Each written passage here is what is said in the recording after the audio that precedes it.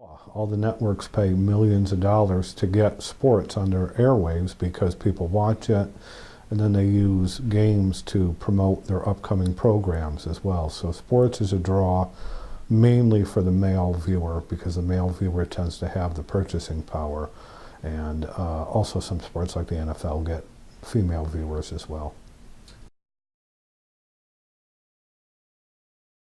I think it hurts the NHL in an indirect way because it's hurting the NBC Sports Network, which was a new entity which was banking on having the NHL be the reason people are turning to it. But now that there's no NHL games, in the infancy of the NBC Sports Network, people aren't watching it that much. So even when the NHL comes back in a year, the fans might not be there. They might not know about the network itself. So less people watching that network right now, less people knowing about it, might hurt the NHL down the road because their games are going to be on a network people are unfamiliar with. It hasn't impacted it at all. People will tell you, oh, it's terrible, there's a lockout, I'm not going to be a fan, I'm not going to go to the games, I'm not going to watch, but absolutely that hasn't been the case. The NFL ratings have been very good. The NBA ratings have even been a little bit better last year compared to years before the lockout. So people come. They'll always come. They'll complain. They'll be upset. But ultimately, when the games are played, people will watch it on TV and come to the arena.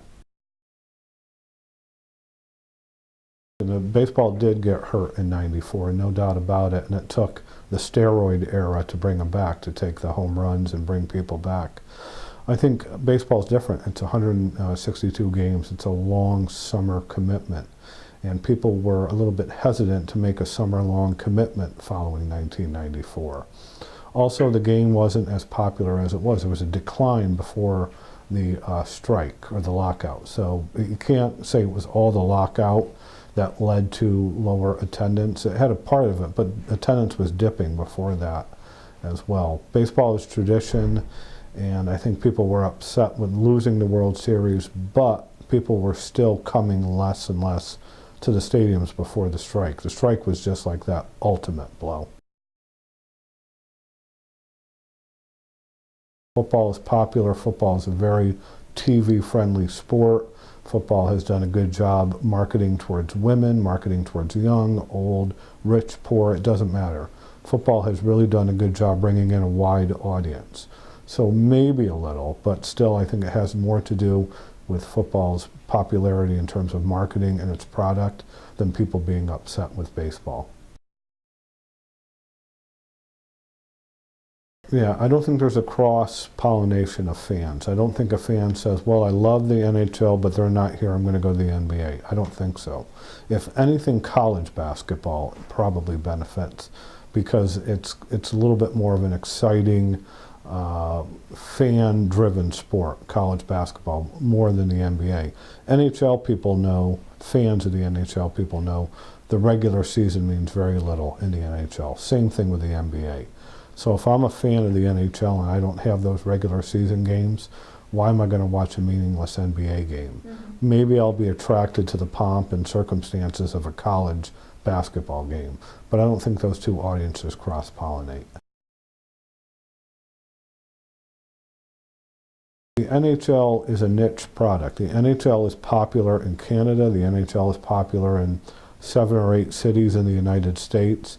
It's got a smaller audience. The NHL's biggest problem was they nationalized it too quick. They went to places like San Jose, Phoenix, Southern California with 2 teams. Some of those smaller markets. They went too big. They tried to go bigger than they were. So I don't think the lockout's the NHL's problem. I think overexpansion is the NHL's biggest problem. And the diehard fans don't like the diluted product, and the people who didn't like the NHL really aren't gravitating towards it.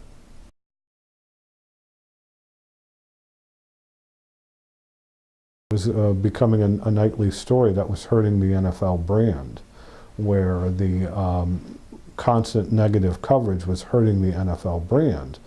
And a big part of it too, one of the big lockout problems, or one of the big problems that led to the end of the lockout with the referees, ESPN isn't going to talk about it that much, but that final game, that Monday night game, had a big impact on gamblers because of the spread and because of that touchdown. And the NFL doesn't want to admit to it, but a big portion of its audience is gambling driven. So when that really ruined the gambling aspect, or that put a crimp into the gambling aspect, the NFL knew it was going to lose part of the gambling interest. So they got the referees back to kind of make it favorable for the television audience, but also for the gambling audience.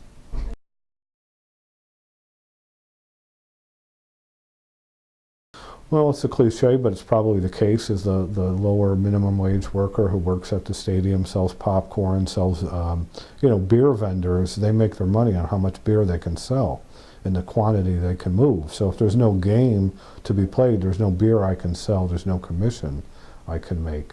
The players will always get big contracts down the road, and it's their fault if they can't budget properly. But the lower end worker, like the beer salesman, he has no beer to sell if there's nobody in that stadium.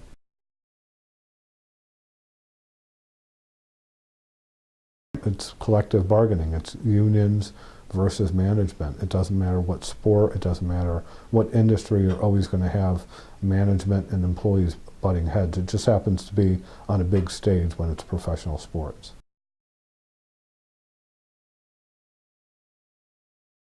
Sports is a unique industry where if you give people the product they want on the field, if you give people a fun product, they'll come back to it. So even though people will say, no, I'll never do it, if you ultimately give them a winning, fan-friendly, fun team, people will come back no matter what.